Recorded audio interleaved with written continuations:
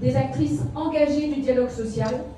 Les 200 000 adhérentes du MEDEF emploient environ 10 millions de salariés. Je rappelle qu'au niveau local, le MEDEF Rouen Métropole Normandie représente 300 adhérents directs, 10 branches, soit environ 60 000 salariés couverts par notre organisation professionnelle.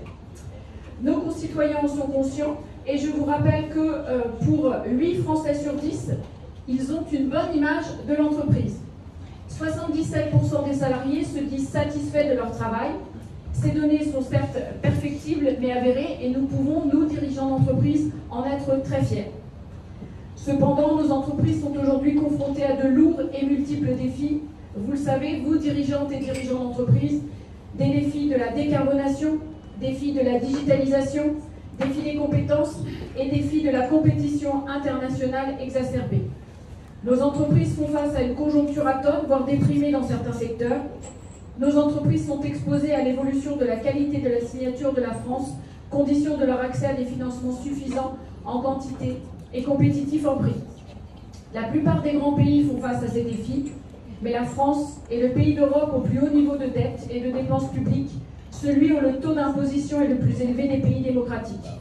La barre est très haute et nous partons lourdement lestés. Selon nous, les débats sont essentiels à un choix démocratique éclairé et ne peuvent être escamotés. Comme tous nos concitoyens, nous avons besoin d'explications claires quant au financement et aux conséquences sociales de l'ensemble des mesures, des programmes proposés par nos candidats. C'est dans cet objectif que nous avons proposé, avec l'ensemble de nos partenaires, CJD, Femmes Chefs d'entreprise et UDP, l'audition des candidats de ce matin. Je remercie une nouvelle fois chaleureusement l'ensemble des candidats pour leur présence ce matin. Nous avons avec nous, je reprends, plusieurs candidats qui ont accepté notre invitation, peut-être certains vont arriver en retard. Merci beaucoup à Patrick Chabert, qui est présent ce matin, avocat au barreau de Rouen, qui est candidat centre Les Républicains sur la première circonscription. Patrick, vous avez déjà été candidat en 2022 pour le centre droit, mais dans la 3e circonscription.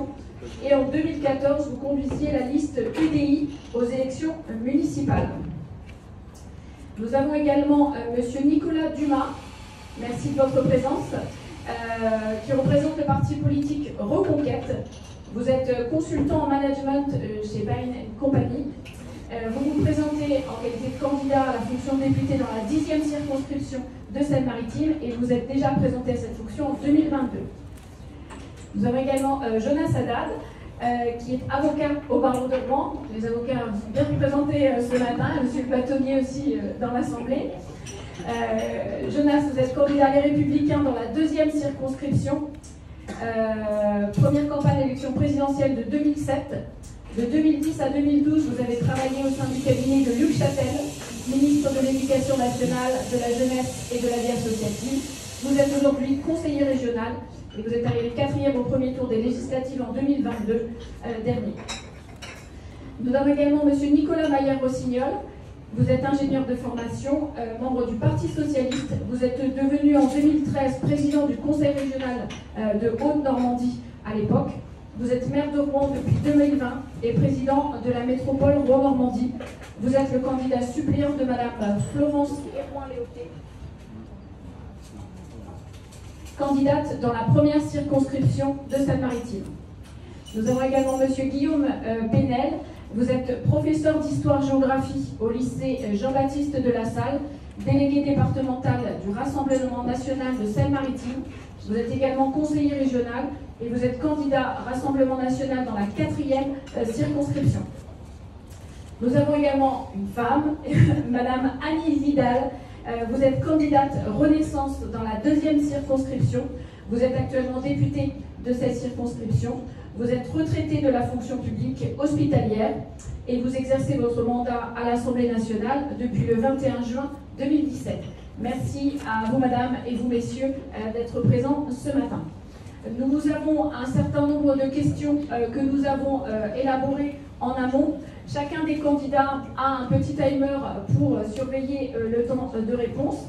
Et l'ordre de réponse a été fixé de façon aléatoire pour ne pas favoriser ou défavoriser chacun des candidats.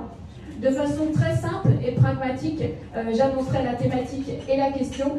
Et ensuite, chacun des candidats représentant un bloc, nous avons défini un bloc majorité présidentielle représenté par Madame Annie Vidal, un bloc droite, centre et républicain, Monsieur Jonas Haddad, Monsieur Patrick Chabert, donc soit l'un soit l'autre prendra la parole. Le bloc du Nouveau Front Populaire, donc Monsieur Nicolas Maillère-Rossignol prendra la parole et je l'en excuse par avance, il devra nous quitter parce qu'il a des contraintes professionnelles et donc Monsieur Adrien qui est présent prendra sa suite. Le Rassemblement National, Monsieur Guillaume Pénel et le parti Reconquête, Monsieur Nicolas Dumas. Première thématique ce matin, la thématique du budget et des finances publiques. Vous le savez, pour nous, entrepreneurs, rétablir les finances publiques sans obérer l'activité économique ni la compétitivité de nos entreprises est fondamental. Toutes les mesures non financées et creusant les déficits et la dette doivent, selon nous, dirigeantes et dirigeants d'entreprise, être bannies.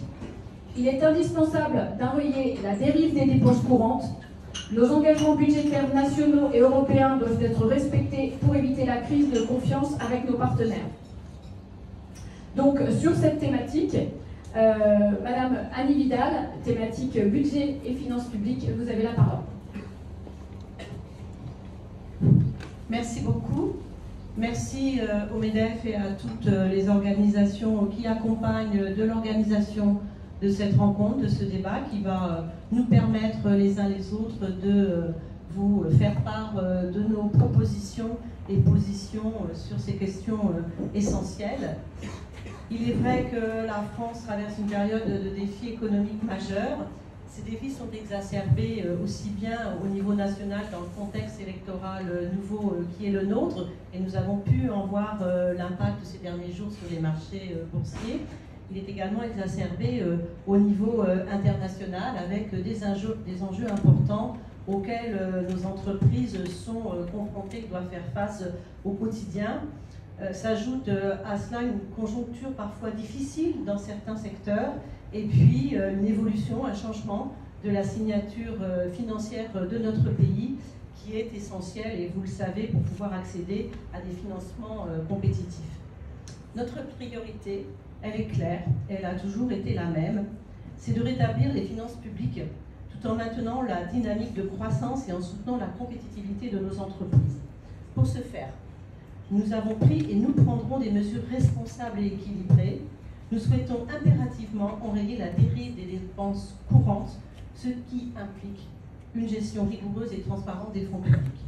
Sur ce point, je voudrais préciser que juste avant l'interruption des travaux de l'Assemblée nationale, la Cour des comptes a remis ses travaux sur les finances publiques, que ce soit le budget de finances ou le budget de financement de la sécurité sociale, et a attesté, quelles que soient les trajectoires budgétaires, la fiabilité et la sincérité des comptes budgétaires. Ce point me paraît important à préciser parce qu'on entend ici ou là que les budgets seraient insincères. Non, la Cour des comptes atteste leur sincérité. Nous nous engageons à respecter les engagements budgétaires nationaux et européens.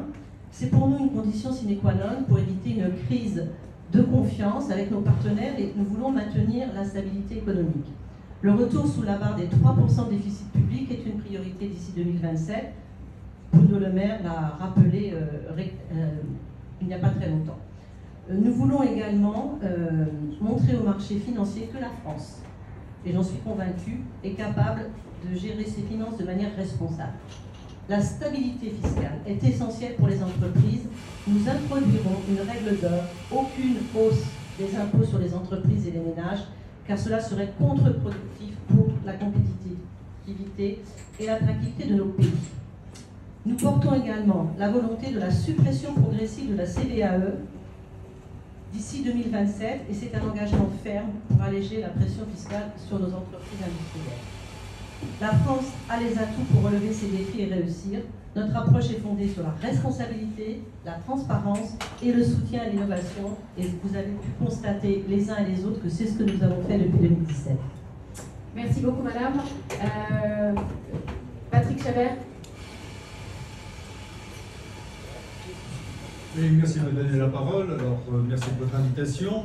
Je suis un petit peu chez moi aussi, puisque je suis membre de l'UDP au titre de l'UNAPL et des mandats de représentation de l'UDP. Pour répondre à la question, je commencerai par dire que j'en veux énormément à M. Macron. Énormément parce que, si j'ai bien compris le quoi qu'il en coûte, et je crois que toutes nos entreprises ont pu supporter la crise du Covid grâce à cela, j'attendais derrière, oui, mais il faut rembourser. Or, qu'avons-nous vu? Rien. Aucun remboursement de la manne qui s'est abattue sur nos entreprises, et c'était indispensable pour notre survie. Mais quand même, quand on dit on dépense pour sauver quelqu'un, après on se dit comment remboursons-nous? Or, rien n'a été prévu par M. Macron depuis cette date. Donc j'estime pour ma part qu'il a une énorme responsabilité dans l'accroissement de la dépense publique. On nous dira peut-être à un moment ou à un autre que toute cette dépense publique et ce déficit est dû aux crises, peut-être, mais quand on est responsable, on demande à rembourser. Et donc notre programme, nous, c'est de permettre le remboursement de la dette par des économies. Dès ce matin, on a rappelé pour le programme LR que 100 milliards d'économies devaient être trouvées. Alors vous allez me dire, mais comment vous faites? Alors rassurez-vous, la fiscalité, on en reparlera, donc je parlerai de la fiscalité des entreprises plus tard, mais aujourd'hui, je parle du budget de l'État. Et à ce moment-là, je parle du budget de l'État. Le budget de l'État, il y a des économies importantes à faire. Alors d'abord, les économies structurelles. Est-ce qu'il est actuellement encore raisonnable, au moment des moyens modernes de communication, d'avoir deux assemblées, une assemblée régionale et une assemblée départementale? Est-ce qu'on ne peut pas trouver une économie à réaliser dans les structures même de l'État pour permettre d'avoir une seule assemblée qui permettrait à la fois de conserver les départements? Moi, je ne suis pas pour la suppression des départements, ils ont une activité importante dans tout le social, mais quand même, faire des économies à ce moment, ça me paraît indispensable. Et puis, des économies sur l'organisation de l'administration centrale. Vous allez me dire, ça y est, vous allez taper sur les services publics. Non, je tape sur l'organisation des services publics. Nous connaissons les déficits de financement de la justice, nous connaissons le déficit de financement des efforts de sécurité, nous connaissons un certain nombre d'obligations patentes de trouver des solutions pour la sécurité des citoyens, mais quand même, quand on voit le coût des services publics sur l'ensemble de l'Europe, on s'aperçoit que c'est la France qui coûte le plus cher. Donc voilà les pistes de réflexion. Nous allons faire le nécessaire pour rembourser la dette publique. Merci beaucoup. Monsieur Nicolas Maillard-Rossignol. Merci beaucoup, merci Madame la Présidente, merci Sarah, on se connaît parce qu'on a été élus ensemble dans d'autres temps. Merci au MEDEF et merci à toutes les organisations qui nous invitent aujourd'hui. Alors comme on a un temps très limité, je vais essayer d'aller à l'essentiel sur cette question des finances et des budgets publics, en essayant de ne pas être caricatural. D'abord en regardant les chiffres. Vous l'avez rappelé, moi je suis ingénieur en formation, je regarde les chiffres. Le déficit, ça fait des années, des dizaines d'années que le déficit de l'État, pas les collectivités, elles n'ont pas le droit de faire de déficit, mais que le déficit de l'État est important, ça ne date pas d'Emmanuel Macron, ça s'est aggravé depuis 7 ans. 2017, moins 2,6% du PIB, 2024-2023, moins 5,5% du PIB. Il y a des facteurs externes, il y a des raisons liées à la politique menée. La dette, ça fait longtemps qu'elle est importante, elle a connu des périodes où elle a diminué. Depuis 7 ans, elle a beaucoup augmenté, pour des raisons extérieures, Covid, quoi qu'il en coûte, pour des raisons de politique interne. On est donc aujourd'hui dans une situation qui est insoutenable budgétairement. C'est-à-dire que toute politique, et je dis ça sans faire de polémique politicienne, toute politique qui maintiendrait un statu quo prolongerait une courbe qui n'est pas soutenable. Aussi simple que ça. Et donc, il n'y a pas 50 solutions dans ces cas-là. Là, je réfléchis comme un maire qui doit gérer aussi de l'argent public. Vous devez changer de curseur en termes de recettes et créer de l'activité pour générer de nouvelles recettes. Changer de curseur en termes de recettes. Là, on aura un débat parce qu'on n'est pas tous d'accord dessus, mais c'est l'essentiel de la politique. C'est la question de qui paye. Ce que nous affirmons aujourd'hui, mais ce n'est pas moi qui le dis, ce sont les chiffres que je viens de rappeler, c'est qu'aujourd'hui, la situation n'est pas soutenable budgétairement, et j'ajoute, et ça c'est plus subjectif, mais je l'assume, en plus, elle est inégalitaire. Vous le constatez par exemple dans le fait que beaucoup de gens, avec des revenus moyens, avec des revenus faibles, et je rappelle que le salaire médian en France, c'est-à-dire 50% des Français, ont un salaire net moyen de l'ordre de 2100 € ou moins, c'est le salaire net moyen en France, médian, eh bien, ne joignent plus les deux bouts. Donc, ça déprime la consommation, ça déprime l'achat, etc. Et donc, il y a un moment, il faut qu'on change ça. Deuxième point, on a une forme de surenrichissement pour les ultra-riches. Je pense qu'il n'y en a aucun dans cette salle, mais il y en a en France, et il y en a en Europe, et il y en a au niveau international. Troisième point, on a besoin de plus de moyens pour financer des enjeux. On peut faire l'autruche, ils sont sur nous. Exemple, Jean Pisani-Ferry sur la transition écologique, qui n'est pas le seul, il y en a d'autres, dit, Gabriel Zucman, on a besoin de financement supplémentaire si on veut vraiment être à l'échelle sur la transition. Donc, il faut une fiscalité différente et nouvelle, en particulier sur les plus hauts revenus, sur les plus hauts patrimoines. Et deuxième point, il faut une politique keynésienne, c'est-à-dire d'investissement public.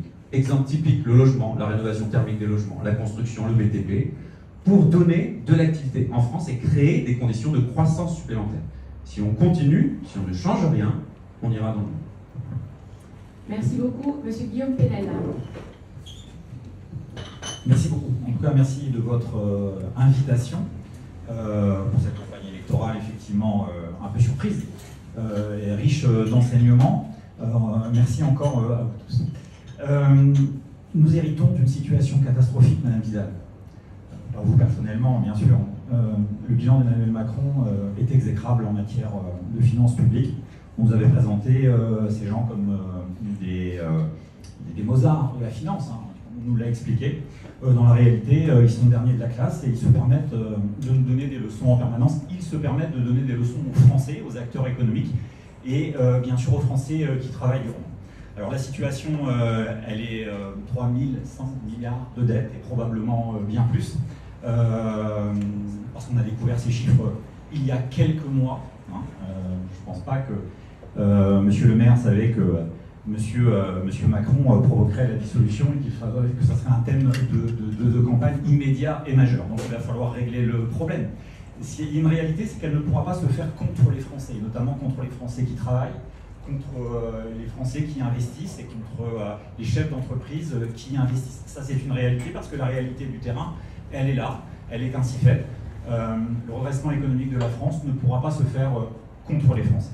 Alors, il y a bien sûr des économies à faire et nous les ferons. Nous avons, ça fait plusieurs années maintenant, que nous avons dégagé des marges de manœuvre et en direction, en premier lieu, de la politique migratoire et de la politique de l'immigration que nous estimons coûter bien trop cher pour les finances publiques.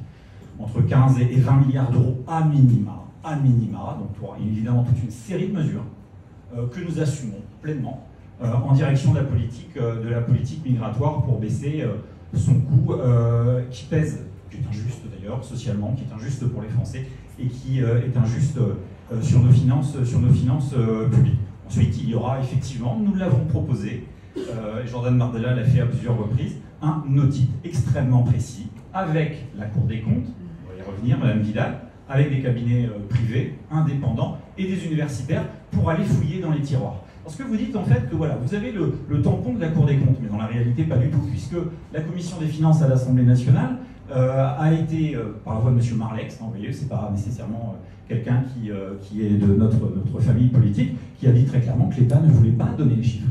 L'État a refusé de donner l'intégralité des chiffres. Donc, vous savez, quand vous prenez une entreprise, en fait, quelle qu'elle soit d'ailleurs, en difficulté, ben, vous faites un audit. Pourquoi on ne ferait pas un audit réel sur la France? Parce qu'on va en trouver effectivement des choses et des marges de main-d'œuvre.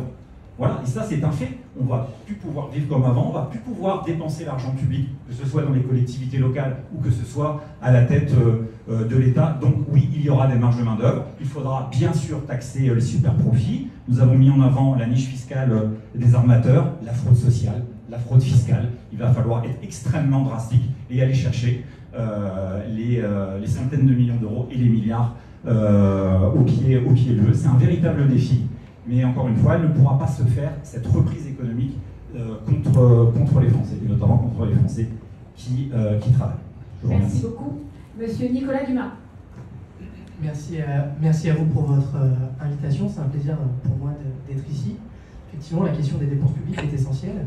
Finalement, la question qui se pose, c'est comment on dépense, on paye le train de vie de l'État. Vous avez globalement 3 voies. Soit on augmente la dette, ce qui se passe actuellement, 3 000 milliards, soit vous augmentez les impôts, ou soit la voie vertueuse, c'est de baisser les dépenses de l'État. Évidemment, on a connu une époque où on avait augmenté la dette, parce que quand on allait emprunter sur les marchés, ça coûtait moins cher. Les taux d'intérêt étaient moins élevés. Ce qui fait que la dette que nous avons aujourd'hui, c'est une véritable bombe à retardement pour demain. Parce que les taux d'intérêt ont augmenté. Et quand l'État dit ça coûte pas cher, c'est de la dette, c'est un mensonge, parce que la dette présente, il faut bien comprendre que pour vous, à titre personnel ou au niveau des entreprises, c'est des impôts futurs. 48% de prélèvements obligatoires en France, ce qui veut dire que vous travaillez du 1er janvier au 30 juin, on n'y est même pas encore pour l'État. À partir du 1er juillet, vous commencez à travailler pour vous. Et même quand vous travaillez pour vous, ce que vous allez dépenser, 20% de TVA. Ce qui veut dire qu'on a un État obèse, qui ne sait plus où il dépense. On a donné, je ne sais plus combien de milliards à l'Ukraine, et en même temps on dit aux Français de faire des efforts sur d'autres thématiques, je comprends qu'ils n'en peuvent plus. Donc la question des dépenses publiques est essentielle. Et également, pour notre attractivité, puisqu'effectivement, quand vous êtes une entreprise, vous avez moins envie de vous diriger, de vous installer dans un pays où la fiscalité est invivable. Puisqu'effectivement, elle joue sur vos marges, elle joue sur votre valeur ajoutée, et à la fin, forcément, sur vos bénéfices. Donc, à Reconquête, on a préféré, plutôt que de faire de l'impôt futur par la dette, 3 000 milliards, on le rappelle, ou des nouvelles taxes, puisque globalement, presque tous les partis proposent une seule chose, c'est plus de taxes, c'est de réduire les dépenses, ou en tout cas, d'avoir un État qui fait attention à ses dépenses. Donc, quelques voies qui nous semblent essentielles. Par exemple, c'est la lutte contre le gaspillage. Donc ça passe par la suppression de l'AME, qui coûte 1 milliard par an, suppression de l'AME. Également, je trouve quand même aberrant qu'on puisse être étudiant absentéiste, redoublant, parfois triplant, et continuer d'obtenir des bourses. Donc c'est suppression des bourses pour les étudiants absentéistes. Une autre voie, c'est effectivement la fraude à la dépense sociale. En France, vous ne le savez peut-être pas, mais il y a plus de cartes vitales que d'habitants particuliers. Donc c'est de mettre en place une carte vitale biométrique pour éviter effectivement 15 milliards de dépenses à un monde social qui seraient faites pour des personnes qui, entre guillemets, n'existeraient pas. Voilà globalement notre position. Merci beaucoup. Deuxième thématique, une thématique qui est particulièrement chère à nous, dirigeantes et dirigeants d'entreprise, et à l'ensemble de nos collaboratrices et collaborateurs, travail et pouvoir d'achat. Travailler autant et aussi longtemps que nos voisins, ni plus ni moins. La France a généré plus de 2 millions d'emplois depuis 7 ans, mais pour autant, aujourd'hui, le taux d'emploi est très en deçà de celui de nos voisins. Faire face aux attentes en matière de pouvoir d'achat, au défi du financement de notre modèle social, qui est cher à notre cœur d'entrepreneur, faire face au redressement de notre compétitivité, faire face aux transitions, tous ces défis nécessitent d'en finir avec le chômage. Les mobilités professionnelles seront par ailleurs facilitées par la relance massive de la construction de logements, et nous souhaiterions aujourd'hui connaître votre position de façon très claire sur plusieurs thématiques. Première thématique, l'âge de la retraite à taux plein. Deuxième thématique, la durée légale du temps de travail, 32 heures, 35 heures, 39 heures. Thématique sur les salaires, que proposez-vous en matière d'évolution éventuelle du salaire, du SMIC et du montant des allocations chômage? Monsieur Nicolas Dumas. Je vais commencer par les heures, le temps de travail. Il y a un principe qui est simple. Je pense qu'il est beaucoup plus agréable de travailler 50 heures dans un métier qui nous fascine plutôt que de travailler 39 heures dans un métier dans lequel on ne se sent pas bien. Donc on a quand même un problème en France, c'est de considérer toujours la question du travail par rapport à la durée légale. Forcément, il faut quand même un cadre. Donc on souhaite revenir sur le principe vertueux qui avait été proposé par Nicolas Sarkozy, qui a été refait, mais à moitié par Emmanuel Macron, travailler plus pour gagner plus, c'est-à-dire qu'à partir de 35 heures, on est sur une heure supplémentaire totalement défiscalisée. Il est anormal que quand on fournit un effort supplémentaire, celui-ci soit taxé à équivalence de ce qui était le cas des heures précédentes, ou en tout cas qu'il n'y ait pas le sentiment qu'effectivement cet effort soit récompensé. Pour la question du pouvoir d'achat, on a un problème en France, c'est que on nous dit que les salaires sont trop hauts. Tout à l'heure, M. Mayer-Signeur disait qu'effectivement le salaire médian est à peu près de 1100, je crois même qu'il est descendu à 1950 euros. Je ne suis pas sûr que quand un Français gagne un peu moins de 2000 euros, il puisse se dire « je gagne bien ma vie », avec tout ce qu'on a payé, bien évidemment. Donc c'est de réussir à augmenter les salaires sans augmenter les charges. Également pour des questions de compétitivité. Et ça, c'est tout le problème en France. Parce que pour 1 euro d'hausse de salaire, c'est bien plus qui est dépensé par le chef d'entreprise. Donc, c'est pour les salaires compris entre le SMIC et 2000 euros, c'est une baisse sur la CSG de manière progressive. Que vous avez jusqu'à 2000 euros, effectivement, cette baisse elle sera moins importante. Les heures supplémentaires défiscalisées, et également la possibilité de pouvoir débloquer la prime d'intéressement quand il y en a une, sans le justifier et sans que celle-ci soit soumise à l'impôt sur le revenu. Quand vous débloquez votre prime d'intéressement, vous payez des impôts, vous la déclarez en impôt sur le revenu. Vous avez par exemple, quand vous en avez des grosses, on va dire 5000 euros et à l'arrivée, il vous reste 2005. Super. Donc c'est de pouvoir dégager ce pouvoir d'achat. Pourquoi? Parce que quand on a un ménage modeste, chaque euro de pouvoir d'achat, c'est de l'argent qui mécaniquement sera mis beaucoup plus dans la consommation, donc qui relancera la croissance. Pour la question des retraites, il y a deux voies. Soit on continue de mentir en disant on revient à la retraite à 60 ans, et certains candidats qui sont en difficulté, j'ai pu comprendre, ils ont toujours promis qu'ils reviendraient sur la retraite à 60 ans, et aujourd'hui, c'est difficile de mentir aussi longtemps. Ou soit on part sur un système par capitalisation. Si on veut conserver notre système par répartition, de dire finalement les jeunes viennent en soutien aux personnes âgées, on n'a pas le choix de décaler l'âge de départ à la retraite, puisqu'on a de moins en moins d'actifs et de plus en plus de retraités. Sinon, c'est un système à la Ponzi, ça peut nous éclater à la face, pour parler vulgairement. À Reconquête, on défend courageusement, même si ce n'est pas quelque chose qui est toujours apprécié, 64 ans, en augmentant horizon 2030, en augmentant chaque année d'un trimestre le nombre de cotisations nécessaires. Merci beaucoup. Monsieur Nicolas Mayer-Rossignol. Alors évidemment, ce sont des sujets extrêmement importants. Là encore, j'essaie de garder le même fil rouge, c'est-à-dire de ne pas faire de caricature. On est là pour essayer d'avoir un débat rationnel en regardant les faits. On a un problème de consommation en France.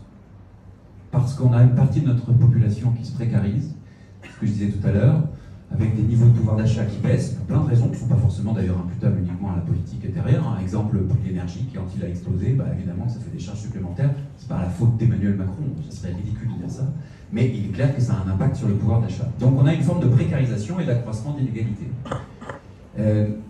Notre vision, notre stratégie, elle n'est pas nouvelle, Roosevelt a fait la même chose en 1929 par exemple, c'est de dire qu'on a besoin de l'investissement public pour redonner à la fois des carnets de commandes et du pouvoir d'achat. Donc ça veut dire de l'investissement public. C'est l'exemple que je donnais tout à l'heure, par exemple sur le BTP, sur l'énergie, sur la rénovation énergétique. Parenthèse, c'est aussi un enjeu écologique. La question des salaires. Si les salaires baissent trop, vous perdez en pouvoir d'achat et ça déprime aussi l'économie. Alors on dit oui, mais attention à la spirale inflationniste. C'est vrai, il faut faire attention à ça. Sauf que quand vous regardez l'augmentation de l'inflation sur les dernières années, la première cause de cette augmentation de l'inflation, c'est la hausse des prix des produits, c'est pas la hausse des salaires, et en particulier en matière énergétique. Et aujourd'hui, on est arrivé à un niveau trop bas. Donc oui, il faut augmenter les salaires.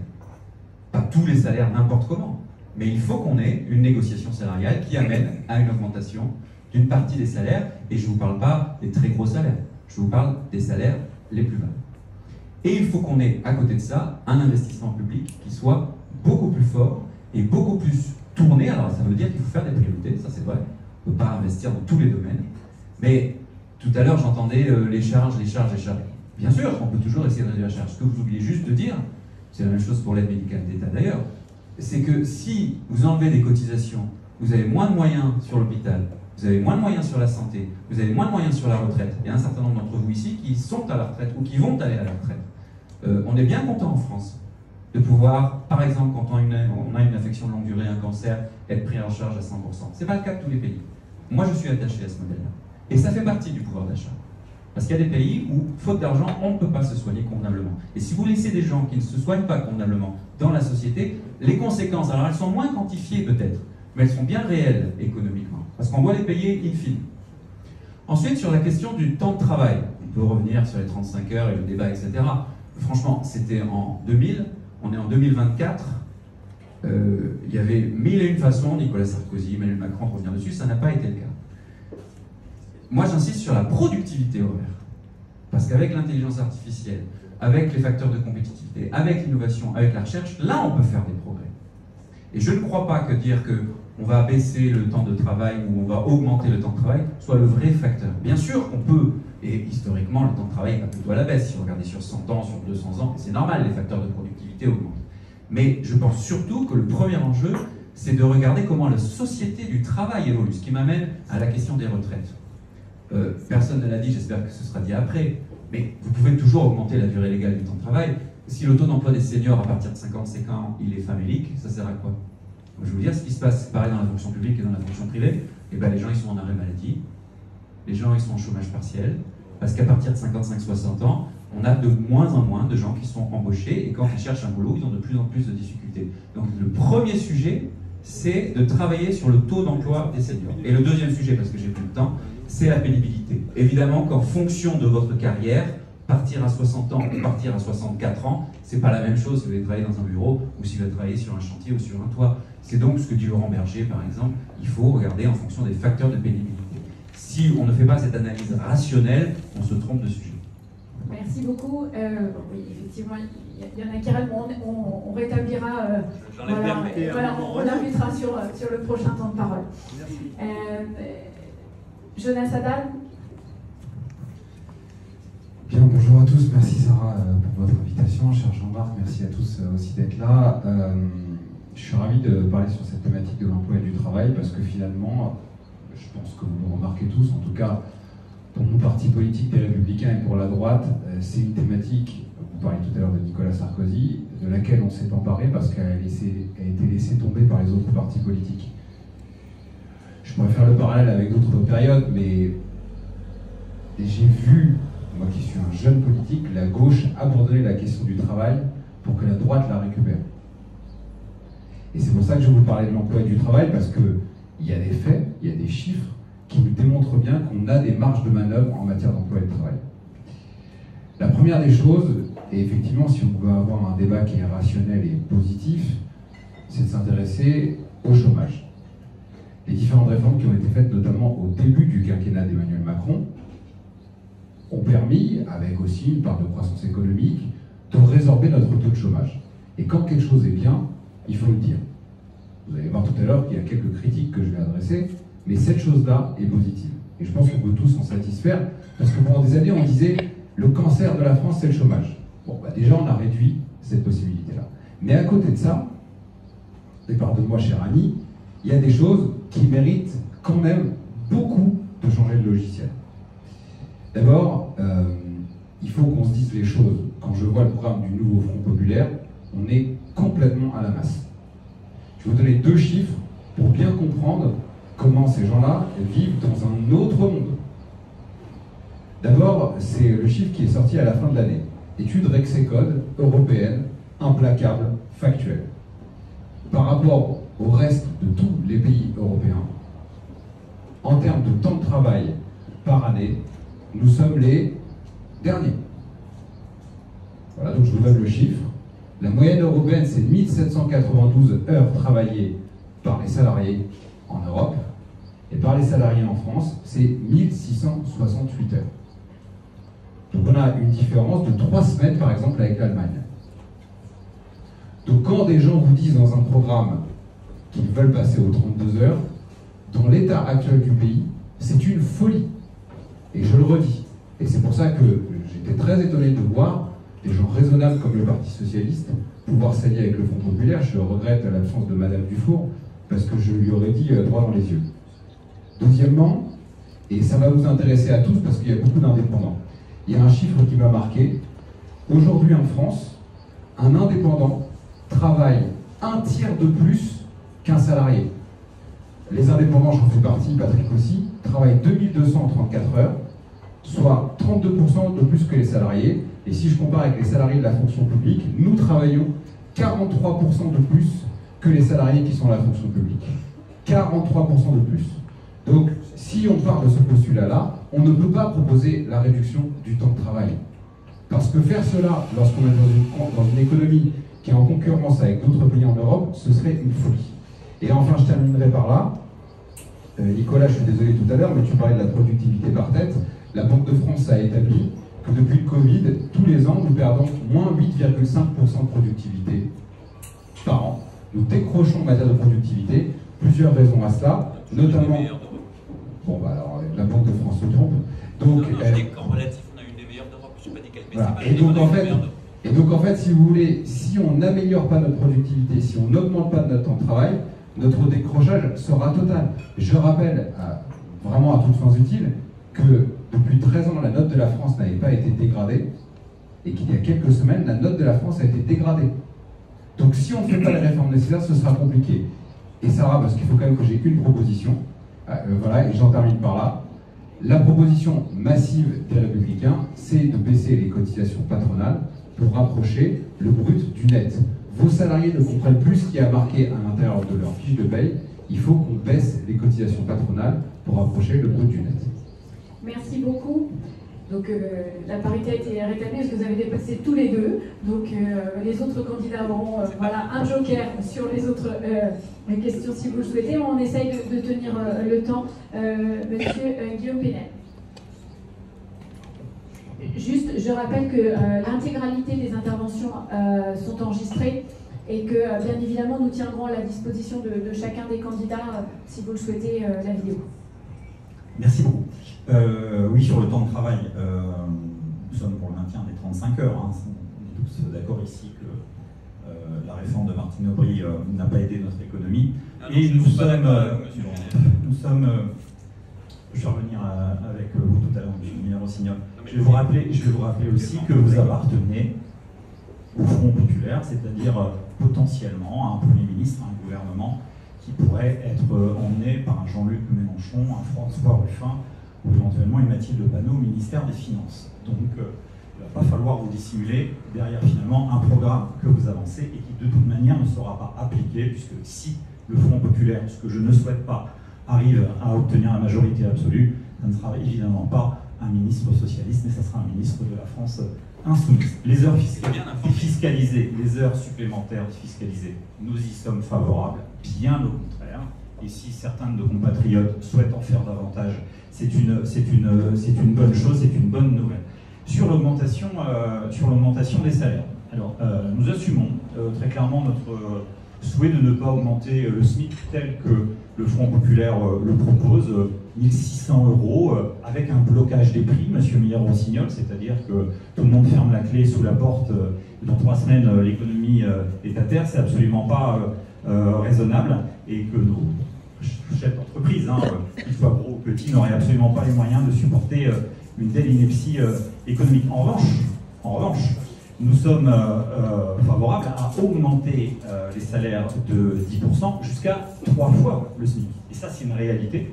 Il y a 2000, 2500 €, comme l'immense majorité de la population française. Vous pouvez, grâce au Rassemblement national et à l'Union nationale, car je rappelle que beaucoup de républicains nous ont rejoints, notamment M. Ciotti, et beaucoup d'électeurs républicains nous ont rejoints et valident notre programme. Donc, augmentation des salaires de 10%, oui, mais en échange, dans un rapport gagnant-gagnant avec le chef d'entreprise, avec le patron, en exonérant de l'augmentation des cotisations patronales. Et je pense que c'est intelligent, c'est gagnant-gagnant, encore une fois, et je pense que la première des choses pour un patron, c'est de savoir aussi augmenter ses salariés. Il l'attend, il ne faudra pas faire des primes. Madame Vidal, comme l'a fait Monsieur Macron, dans la mesure où quand vous allez voir votre banquier, eh bien vous demandez votre salaire net. Donc il vaut mieux présenter un salaire avec une augmentation de 100 ou 130 € plutôt qu'avec une éternelle prime. Parce que si vous voulez faire un prêt à la consommation, un prêt à l'habitat, Et bien le banquier il va regarder vos 33% de taux d'endettement. Donc ça passe par une augmentation de salaire et les primes finalement, c'est bien gentil, on est content de les recevoir, mais au bout du compte, sur le plan économique, sur le plan d'investissement, ça ne sert pas à grand chose. Et puis je voudrais terminer mon propos par la valeur du travail, parce que c'est une vraie question, parce qu'on entend beaucoup de vos collègues, chefs d'entreprise. Je discutais avec un restaurateur bien connu de l'agglomération rennaise, et il me disait on n'arrive pas à trouver du monde, les jeunes ne veulent plus travailler. C'est peut-être une réalité, vous constatez dans votre quotidien, la culture du travail semble avoir disparu, probablement après des décennies de catastrophes et de buis pédagogiques à l'école. Donc il va falloir aussi revenir sur la formation initiale. C'est un fait, nous l'assumons très clairement. Nous allons mettre un terme au collège unique et relancer les filières professionnelles en direction des jeunes et leur apprendre très clairement ce qu'est le travail. On a besoin de plombiers, d'électriciens, chaudronniers, etc. On a des gamins qui, à 12 ou 13 ans, n'ont plus rien à faire dans un système classique et traditionnel. Ça, c'est une réalité, on l'a abandonné. Donc, si vous revalorisez la filière professionnelle et de l'enseignement technique, eh bien, là, c'est une bonne chose. On apprendra aux jeunes ce qu'est le travail. Et surtout, on évitera, comme on peut l'entendre parfois dans ces lycées techniques ou ces lycées professionnels, un discours systématiquement adverse à ce qu'est le patron. Vous savez, dans ces structures professionnelles et techniques, dans les CFA, on apprend surtout, en fait, dans la réalité, à expliquer aux jeunes comment on va pouvoir s'inscrire contre le patronat. C'est la valeur du travail. Réapprendre aux jeunes à travailler, ça passe par la formation initiale, ça passera bien évidemment par la formation professionnelle. Juste un mot sur la formation professionnelle. À la région, on gère des budgets absolument stratosphériques dans le cadre de la formation professionnelle. Vous parlez d'économie, 50 milliards d'euros par an pour la formation professionnelle. La plupart du temps, ça tombe dans des organismes où il n'y a jamais personne, où c'est une catastrophe absolue. Il ne s'y passe strictement rien. Donc là aussi, il faudra réfléchir la formation professionnelle et remettre la valeur au travail au centre des préoccupations. Merci beaucoup. Merci beaucoup. Donc l'ensemble des candidats dépasse. Sinon après on va couper les micros, c'est bon. On maintient le timing. Donc, vous l'aurez compris, Madame Vidal, l'ensemble des candidats a dépassé de presque 1 minute. Donc pour rétablir l'égalité et pour éviter que sur les autres thématiques qui sont également très importantes, vous puissiez avoir le temps de parole nécessaire pour exprimer l'ensemble de vos positions. Madame Vidal, sur cette thématique travail et pouvoir d'achat, donc vous l'aurez compris, vous avez 4 minutes comme les autres candidats. Merci beaucoup. Alors je vais utiliser mon joker tout de suite pour refaire un point sur la thématique précédente, parce que le quoi qu'il en coûte a été considérablement décrié. Et je voudrais préciser qu'il est le résultat du déficit public est quand même le résultat de ce quoi qu'il en coûte et aussi du soutien que nous portons à l'Ukraine et de l'augmentation du budget de la défense. Le quoi qu'il en coûte, il a permis aux entreprises de ne pas être complètement sous l'eau et de repartir après la crise sanitaire plus vite que les entreprises des autres pays européens. Et c'est quelque chose d'extrêmement important. Et je ne regrette pas que nous l'ayons fait, même si ça génère un déficit. Et ça a aussi permis aux Français de traverser cette crise sanitaire inédite. Donc ça, c'est un point. Le deuxième point, c'est qu'effectivement, nous avons augmenté le budget de la défense. Pourquoi? Pour pouvoir envoyer des armes en Ukraine. Alors, ça pose beaucoup de problèmes. Certains ne voudraient pas que nous soutenons l'Ukraine. Moi, je voudrais dire que le soutien à l'Ukraine, il est essentiel. L'Ukraine, aujourd'hui, c'est quoi? C'est notre rempart. C'est la protection de l'Europe. Si l'Ukraine est envahie, qu'est-ce qui se passera en Ukraine? La paix en Europe, nous l'avons gagnée. Nos précédents, les autres générations ont gagné cette paix en Europe avec leur sang et leur sueur. Et nous pouvons remercier les Ukrainiens de nous aider jusqu'à ce jour à les préserver. Donc c'est une partie, ça explique pour partie le déficit actuel. Et pour le résorber, effectivement, il faudra des mesures de rigueur, de transparence pour y arriver. Sur la question qui est celle de l'emploi. Vous l'avez dit, Sarah, 2 millions d'emplois créés depuis 7 ans.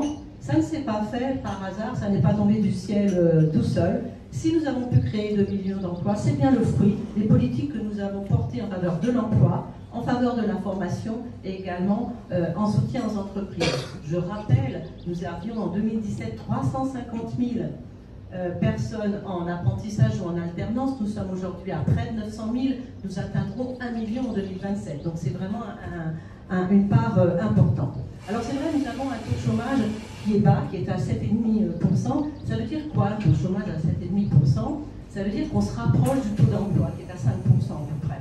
Et quand on se rapproche du taux d'emploi, bien évidemment, ceux qui sont sans emploi, ce sont souvent ceux qui sont le plus éloignés de l'emploi depuis longtemps et ceux qui sont le moins bien formés. Donc c'est plus difficile de pouvoir trouver de l'emploi pour ces personnes-là. C'est la raison pour laquelle nous avons créé un certain nombre de dispositifs qu'il faut pouvoir poursuivre, tels que par exemple le dispositif territoire zéro chômeur, que moi j'ai mis en place dans un des secteurs de ma circonscription à Darnétal et qui donne vraiment de très très bons résultats.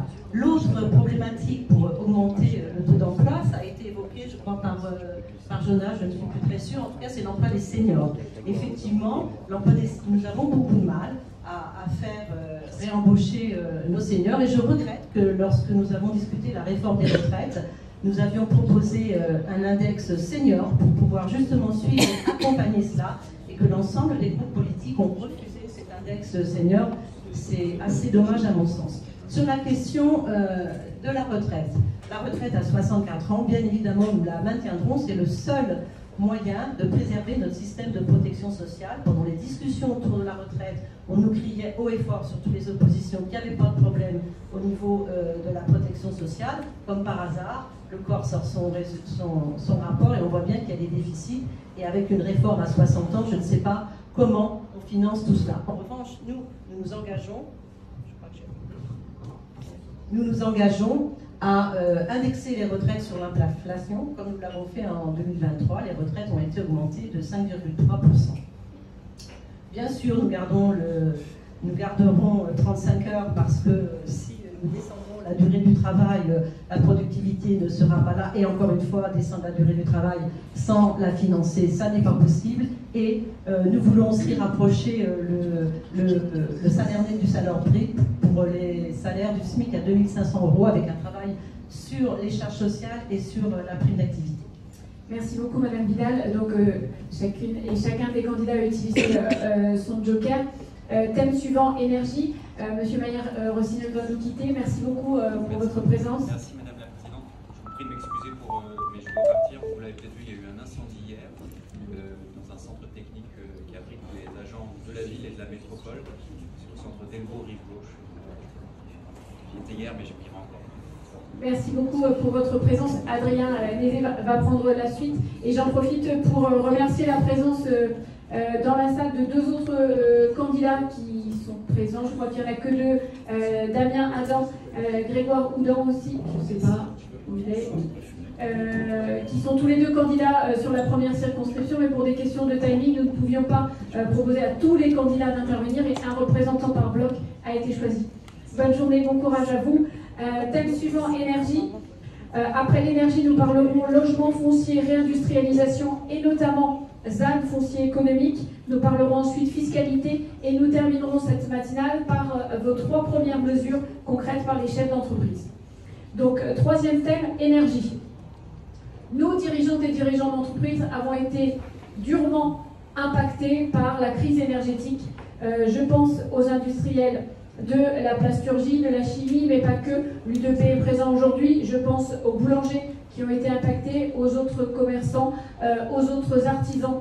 Et nous, à titre, par exemple, de façon très schématique sur le coût de l'électricité, nous avons été durement impactés. Nous souhaitons sanctuariser une trajectoire de long terme sur l'intégralité du mix énergétique pour atteindre la neutralité climatique. Je pense que nous sommes tous d'accord sur ce point-là. La transition énergétique appelle des investissements massifs et urgents dans une diversité de solutions. C'est à ces conditions et dans le cadre d'un marché européen performant que les Françaises et les Français et les entreprises que nous représenterons pourront avoir accès à une énergie abondante et à un prix compétitif.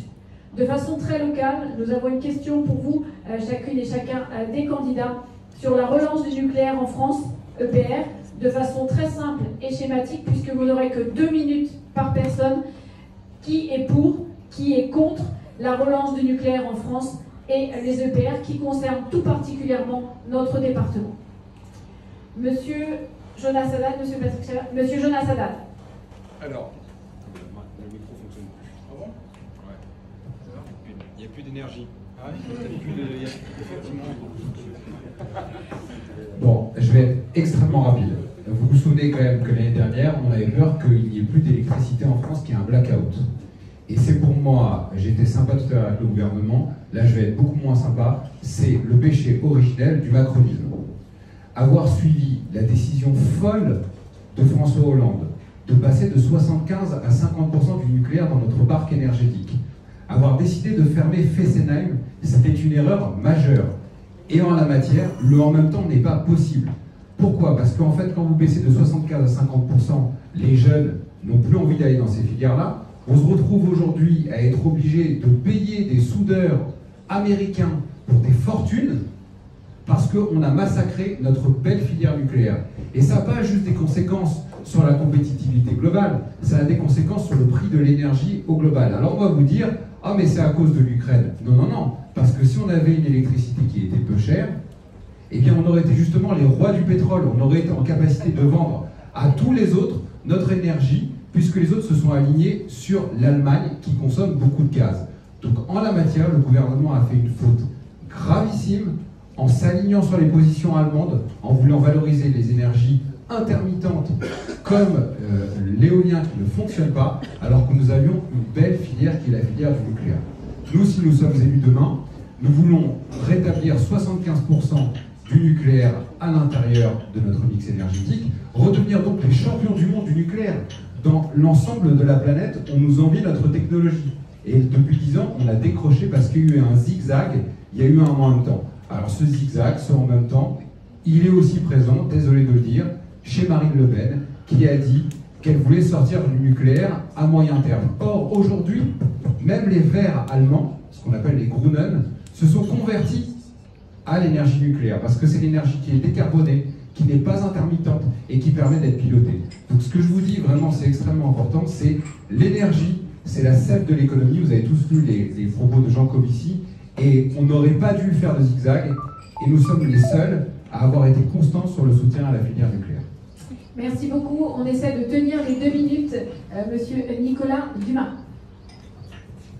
Merci.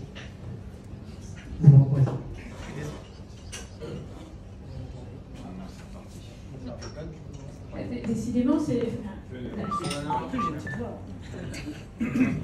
Ouais, super. Alors je suis déçu, moi j'ai pas utilisé mon joker. Je vais peut-être l'utiliser, on verra.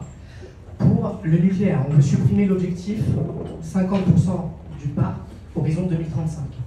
S'il y a bien une filière où on est meilleur, comme l'a dit Jonas, c'est le nucléaire. On nous parle effectivement de sauver la planète, c'est noble, etc. Il faut quand même se rappeler que nous avions un ministre de l'écologie il me semble qu'il était sous Macron, Nicolas Hulot, qui nous expliquait qu'il fallait faire des voitures électriques, on a les ZFE, mais en même temps, il fallait fermer les centrales nucléaires. Je ne sais pas où ils réfléchissent, mais enfin, il faudrait peut-être qu'ils commencent à se poser les vraies questions. Également, la question de sauver la planète, elle ne peut pas se poser qu'à l'échelle de la France. Nous voulons imposer donc le nucléaire au niveau européen. Quand vous avez en Allemagne des centrales à charbon, et avec les vents qui nous ramènent tout ce que les centrales à charbon directement sur notre territoire, et puis on va vous dire on va faire des ZFE, etc., etc., je ne suis pas sûr que ce soit une solution pour effectivement sauver la planète. Également, il faut se rappeler une chose, on n'a pas de pétrole. En France, on n'a pas de pétrole. Comment on fait? On ferme le nucléaire, alors que le nucléaire est justement une source d'énergie. À Reconquête, on est pour l'ouverture horizon 2050 de 14 nouveaux réacteurs, avec des investissements massifs sur les réacteurs en cours. Plus on investit sur le nucléaire, plus il est sûr. On ne comprend pas effectivement ce qu'avait voulu François Hollande, qui était de fermer Fessenheim, qui était encore une fois en accord avec les Verts. On a eu ici pareil la même chose à Rouen, les ZFE c'était pour un accord avec les Verts, toujours la même chose. Vous polluez pas Rouen, mais vous polluez ailleurs, c'est pas grave, tant que les popos rouennais se sentent à l'aise, là-dessus on va pas leur en vouloir. Donc c'est également d'investir et développer les réacteurs de petite taille, les SMR, et d'imposer effectivement un investissement massif sur le nucléaire. Comme je vous le disais, plus vous investissez sur le nucléaire, plus vous le rendez sûr, et plus vous pouvez fabriquer, plus vous avez un contrôle également sur le prix de production, plus vous avez d'offres, plus le prix peut baisser, Et donc effectivement, il fallait sortir aussi de ce système tellement fou, où on vendait un quart de notre électricité à l'étranger, moins cher que le prix de production, et vous payez plus cher. Je pense que vous avez déjà eu vos factures d'électricité. Donc c'est d'investir vraiment sur le nucléaire, développer les réacteurs. C'est la seule façon de baisser les gaz à effet de serre, et également la seule façon de contrôler un maximum sa facture électrique. Vous aviez un peu de retard, vous avez rattrapé votre retard sur les 2 minutes qui étaient prévues. Donc là, je pense que chacun des candidats est à égalité. Donc, Madame Annie Vidal, je vous demanderai de bien vouloir respecter les 2 minutes, s'il vous plaît, de temps de parole sur l'énergie. Merci. Je vais mettre beaucoup d'énergie à cela. Alors, nous avons toujours été clairs sur la question énergétique, c'est le mix énergétique. Le tout éolien ou le tout nucléaire ne fonctionne pas.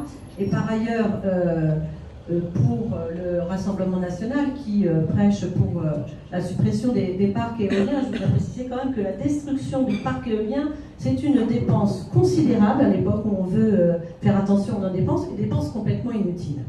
Donc, mix énergétique, alors nous avons une politique en faveur de la relance du nucléaire. C'est vrai que Fessenheim a été fermé, mais ça a été fermé pour des questions d'obsolescence des réacteurs et de coûts importants pour les remettre en état. Donc nous avons 6 EPR2 qui sont en construction, 8 autres qui sont à l'étude, et donc 14 EPR2 qui seront mis en circulation pour vraiment augmenter l'énergie produite du parc nucléaire.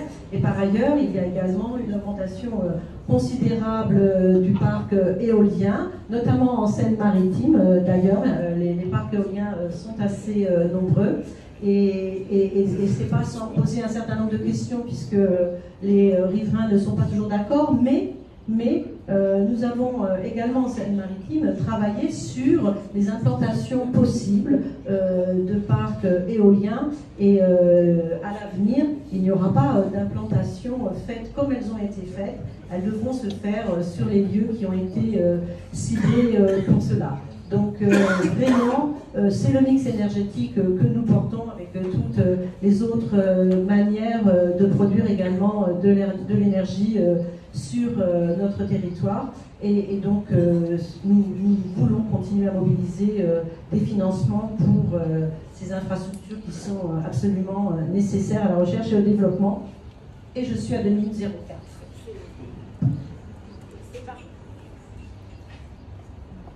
C'est parfait, merci beaucoup. Monsieur Guillaume Pénel. Merci beaucoup. On parle beaucoup de transition énergétique, écologique, pour prendre un terme de la gauche. En fait, elle a été réalisée en France. Elle a été réalisée par des génies de la politique, des génies de l'État. C'était dans les années 70, c'était le plan Mesmer, ça a été le nucléaire. Nous avons réussi depuis bien longtemps notre transition énergétique, et elle a été brisée, cassée, effectivement, par Hollande, évidemment, mais bien sûr par Emmanuel Macron. Ça a été dit et redit, c'est un crime d'État dans la réalité. C'est un crime, oui, c'est un crime d'État, madame. C'est un crime d'État parce que quand vous avez des conséquences absolument catastrophiques sur le plan environnemental, sur le plan des salaires, sur le plan de prélèvement des factures d'électricité sur les entreprises, sur les particuliers, oui madame, ça s'appelle un crime d'État, et ça a été rappelé. On ne peut pas revenir en l'espace de quelques années sur un système que vous avez arrêté, stoppé, en nous expliquant de A à Z que c'était presque un crime contre l'humanité d'avoir des centrales nucléaires en France. Je cite en fait vos amis de l'époque. Le nucléaire, c'est bien sûr pour la France sa souveraineté énergétique. C'est une électricité évidemment peu chère. Elle devrait même être gratuite en Normandie pour nous. On devrait même être gratuite, l'électricité. Et c'est aussi évidemment faire des économies sur toutes nos charges. C'est là le plus important. Une production électronucléaire performante que nous proposons, évidemment, dans le cadre du marché européen. C'est aussi la possibilité de vendre notre électricité, donc de réaliser des bénéfices. Et ça, c'est aussi important. Donc c'est un des grands sujets important de demain, l'énergie. On a la chance d'avoir hérité, effectivement, ce que je disais tout à l'heure, du génie de nos prédécesseurs, et vous l'avez brisé, vous l'avez cassé sous l'échelle de l'écologie voilà, sous l'autel de l'écologie punitive. Et puis quand même un petit mot, bon, on pourrait parler des éoliennes pendant plusieurs heures, hein, le sujet est intéressant. Si au contraire un jour vous faites une thématique sur l'éolien, Madame Vidal, vous habitez un territoire rural, la ruralité a été matraquée, les paysages ont été abîmés pour satisfaire des fonds de pension qui se trouvent dans les pays anglo-saxons. Nous l'avons et nous sommes ravis que M. Morin ait continué, en fait un discours extrêmement clair. C'est la fin de l'éolien bien sûr terrestre, une véritable catastrophe écologique, avec des rendements médiocres. Ils sont médiocres, intermittents, avec des factures d'électricité toujours plus chères, puis surtout le massacre de nos paysages, de nos campagnes. On en parle peu, parce que les écologistes du moment qui vivent en ville, on ne va pas leur installer des éoliennes en plein centre-ville. Non, c'est les gens de la ruralité qui ont souffert de la présence bien trop nombreuse, et on a massacré nos paysages, les paysages du Pays de Bray, les paysages de la Seine-Maritime, du nord de la France, et aussi de l'Eure. Et ça aussi, c'est un crime contre notre environnement, notre culture et notre identité. Oui, des EPR, c'est 15 000 emplois demain pour la Normandie, à Panly, c'est 15 000 emplois demain aussi à l'échelle, enfin voilà, et des emplois qui généreront d'autres emplois, et un mot quand même, parce que sur le front populaire qui, je le rappelle, veut abandonner la filière nucléaire. Je vous remercie. Merci beaucoup, et vous avez dépassé Monsieur Adrien Lézé. Oui, merci beaucoup. Bien, bonjour à toutes et à tous. Merci beaucoup pour cette invitation, Sarah. D'abord, rappeler très brièvement que le sujet énergétique il s'inscrit évidemment dans une perspective européenne. Et on a porté, avec Jean-Pierre Glucksmann, au cours de la campagne européenne, retrouver une forme de souveraineté énergétique à l'échelle du continent européen, puisque le prix de l'énergie a été un des facteurs de l'inflation, qui était une inflation importée en France notamment. Dans le cadre de ces élections législatives, on planifiera rapidement une loi énergie-climat qui se basera sur deux composantes. D'abord l'ouverture d'un grand débat sur ces sujets, et puis sur deux enjeux. D'abord le soutien aux énergies renouvelables, pour faire de la France le leader européen des énergies, notamment marines.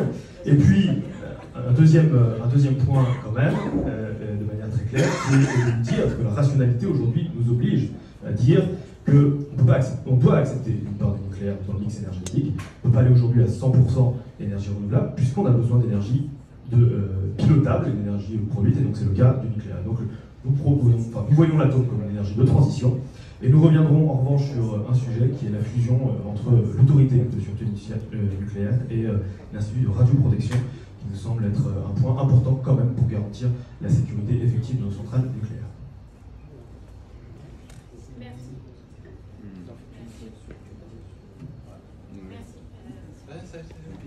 Merci beaucoup. Il faut être patient. Merci beaucoup. Vous avez été très synthétique. Merci beaucoup. Donc vous aurez un joker sur la prochaine si vous le souhaitez. Avant-dernier thème, logement, foncier, réindustrialisation. Deux sous-thématiques. La première sur le logement, la deuxième sur le ZAN foncier économique, qui nous, bien évidemment, dirigeantes et dirigeants d'entreprise, nous intéresse en premier plan. Logement, vous le savez, le logement est en crise, et je remercie les représentants de la Fédération française du bâtiment qui sont dans la salle et qui en ont fait la thématique principale des vœux en début d'année, puisque ce logement est en crise. Les prix progressent depuis plus de 20 ans sans discontinuer. Nos besoins en matière de logement sont criants pour nos salariés, pour notre jeunesse. Que proposez-vous concrètement sur cette question du logement?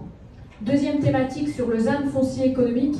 Nous allons, nous les dirigeantes et dirigeants d'entreprise, avoir besoin de foncier, notamment pour réindustrialiser, mais aussi pour construire des logements sociaux, pour construire les logements de nos collaborateurs et pour répondre aux besoins du territoire.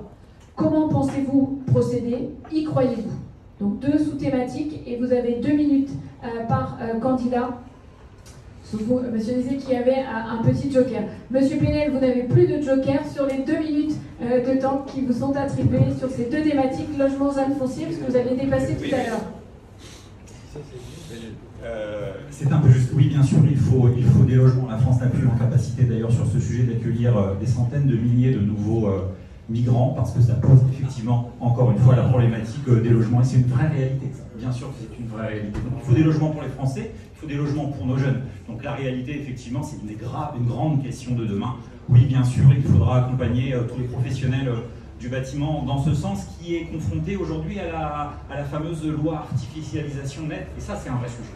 Parce que nous, clairement, je me suis opposé personnellement, On doit prendre en compte, bien sûr, les nouvelles prérogatives environnementales. Cela dit, on a fait des efforts absolument considérables. Quand je pense à la Ronce, effectivement, qui est une zone idéale manifeste, et bien demain, ça sera terminé, la Ronce.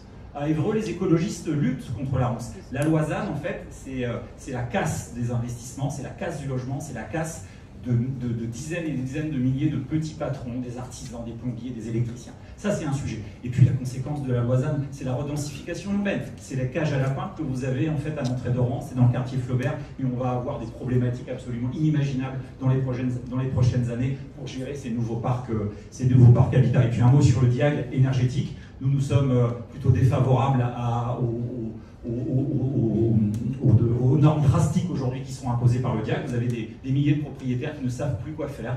Donc en fait, on va laisser un parc qu'on ne va plus pouvoir louer, un parc qu'on ne va plus pouvoir vendre à cause de ces DIAC. Donc je pense qu'il faut être beaucoup plus raisonnable sur le diagnostic et sur la rénovation énergétique, notamment d'ailleurs en baissant les prix des tarifs d'électricité. Et ça, c'est un enjeu majeur. Oui, donc je serais ravi de discuter un peu grand temps avec les professionnels du logement sur cette question évidemment essentielle. Je vous remercie. Merci beaucoup. Madame Annie Vidal. Merci de ne pas m'avoir cité cette fois, Monsieur Pénel, ça change. Monsieur Macron. Bien, je vais aller directement à l'objectif. Donc nous avons déjà engagé la construction de 35 000 nouveaux logements étudiants. C'est notre objectif à 2027, dont 10 000 en résidence Crous pour nos jeunes.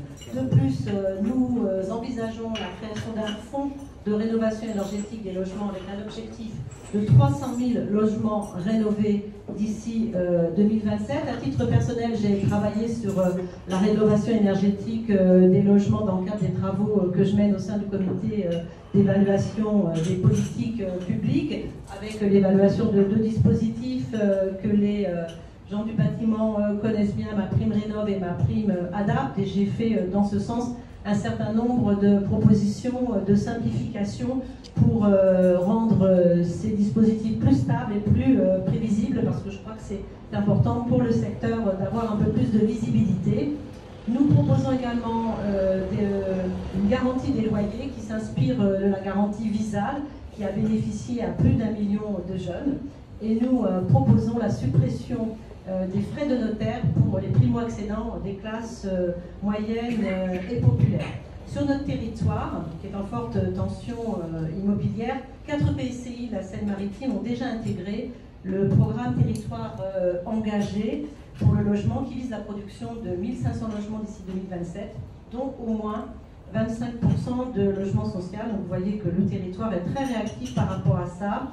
En ce qui concerne le ZAN, eh bien, nous sommes très attentifs aux zones, aux friches industrielles qui sont disponibles. C'est le cas par exemple dans le Pays de Bray. Moi j'ai engagé des travaux avec les acteurs locaux et la préfecture pour réindustrialiser et redynamiser ce territoire et essayer de faire matcher cette réindustrialisation nationale avec nos besoins de territoire, mais en même temps, nous identifions les friches qui pourraient possiblement être transférées en terrain constructible. Merci beaucoup, Monsieur Adrien Dézé. Oui, merci beaucoup. D'abord, effectivement, il y a une situation tendue en matière de logement. De manière graduelle, et notamment sur le plan que nous proposons, on va aller de manière progressive. D'abord, on reviendra sur les coupes aux organismes HLM, notamment, de façon à poursuivre la construction de logements. Et puis, dès l'été, ça a été évoqué par Nicolas Mayer-Signol, c'est un programme de relance keynésienne, et donc une relance, ça veut dire accompagner la rénovation énergétique des logements de manière très concrète, notamment en accompagnant à travers des aides, qui est globalement aussi une façon de relancer l'économie à travers des carnets de commandes remplis.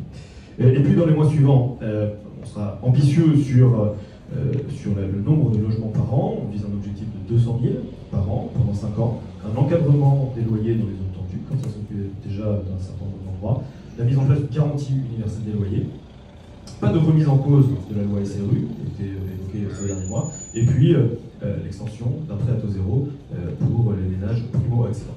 Sur le ZAN foncier, la loi qui a été votée sous Macron est aujourd'hui c'est aujourd'hui appliqué.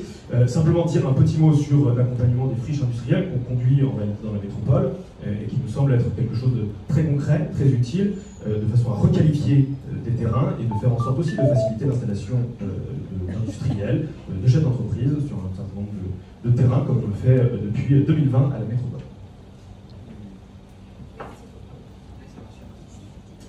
Merci beaucoup. Je suis perdue.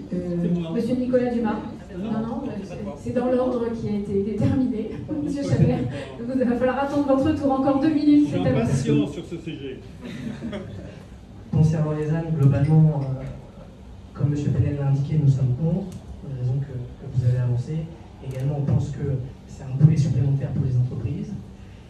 Pour la question du logement, il y a un véritable problème, parce qu'effectivement, vous avez un prix du logement qui n'a cessé d'augmenter, soit pour l'acquisition des résidences principales, ou soit effectivement, aujourd'hui on a une baisse à voir si elle se poursuit sur la durée ou non. Et également, depuis 1 an, l'acquisition, qui est la question pour les jeunes, résidence principale. Aujourd'hui, si vous n'êtes pas marié, vous n'êtes pas en couple et que vous êtes célibataire, bon courage pour devenir propriétaire. Là-dessus, je pense que le sujet primordial, c'est d'assouplir les conditions d'accès à la propriété qui sont trop drastiques, et notamment les banques ne répondent plus aux questions qui sont les leurs. C'est finalement de prendre des risques. Quand on a un établissement bancaire, on prend un risque sur un projet, un financement. Donc c'est d'assouplir les conditions pour accéder à la propriété, notamment pour les jeunes. Pendant 5 ans, vous avez donc une déduction d'impôt. On propose une déduction d'impôt sur les intérêts, à hauteur de 50% pendant 5 ans sur les intérêts d'emprunt. Également, c'est réservé, pour ce qui est du logement social, les réserver uniquement aux Français. Vous payez des cotisations, vous payez des impôts, vous contribuez. Il est tout à fait normal qu'il vous soit réservé. Et également, dans la continuité de cette solution que nous proposons, c'est que la situation soit revue tous les 5 ans pour éviter des abus comme on en a déjà vu, et parfois ça touchait même des politiques qui bénéficiaient de logements sociaux avec des situations professionnelles qui étaient très avantageuses. Voilà globalement notre position. Merci beaucoup. Monsieur Patrick Chabert, qui était très impatient d'intervenir sur cette question logement, foncier, industrialisation. Oui, j'étais très impatient parce que pour moi, quand le bâtiment va, tout va. C'est pas vieux, c'est un peu vieux peut-être. Cependant, c'est une réalité. Quand le logement ne va pas, rien ne va. C'est vraiment une situation qui va être très coûteuse pour les Français.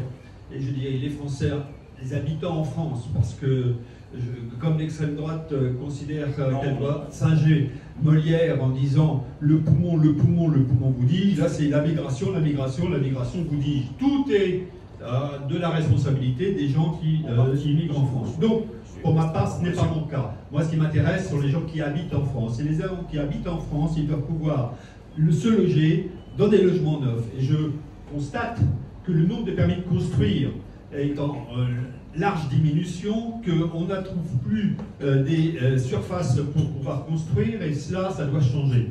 Il est nécessaire de bâtir une politique de logement neuf, parce que le logement neuf dégage du logement locatif qui permet aux uns et aux autres de gravir progressivement la possibilité de devenir propriétaires. Or, nous savons que les Français sont très attachés à devenir un jour propriétaires de leur logement. Donc, je dis qu'il faut impérativement changer la politique du logement en France, permettre de meilleurs permis de construire de plus grand nombre.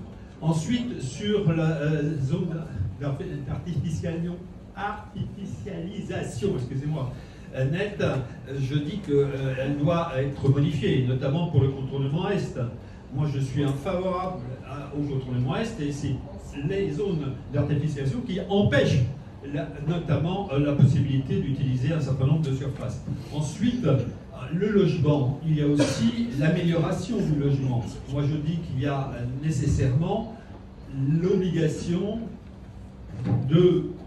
d'améliorer l'ensemble des logements qui sont énergivores, et c'est pas en interdisant la location qu'on va y arriver, mais en permettant aux propriétaires d'avoir des possibilités fiscales et économiques pour pouvoir améliorer cette... voilà, c'était un peu long, mais j'en avais envie vraiment. Merci beaucoup. Dernier thème de cette matinale. Alors même si toutes les thématiques étaient importantes, énergie, pouvoir d'achat, travail, la fiscalité.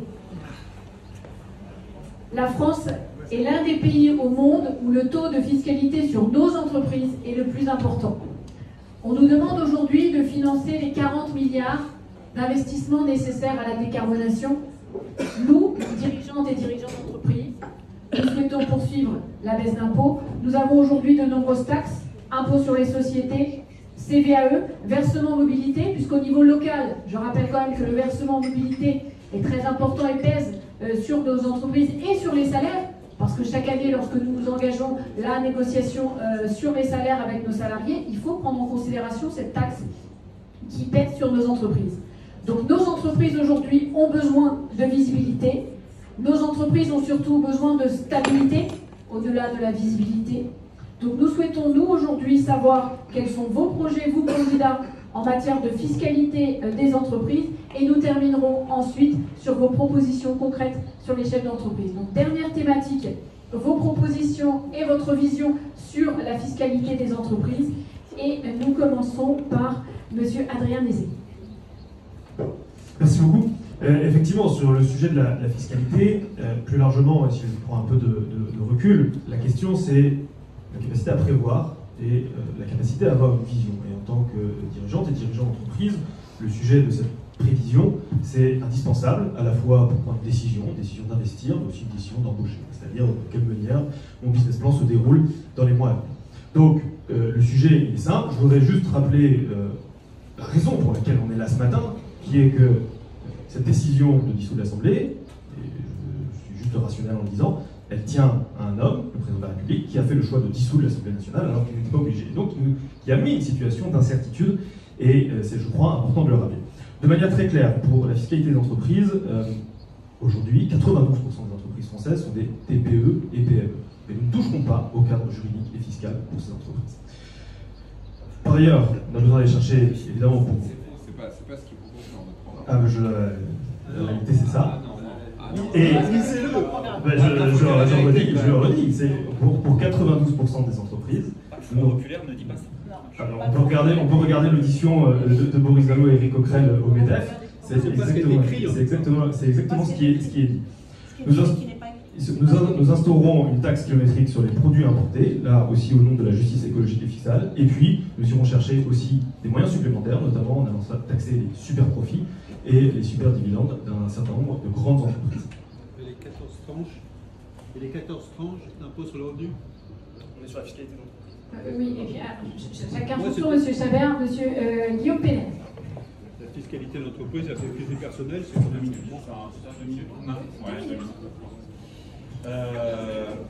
On ne peut plus accepter aujourd'hui que les entreprises de France soient devenues les vaches à lait de l'État.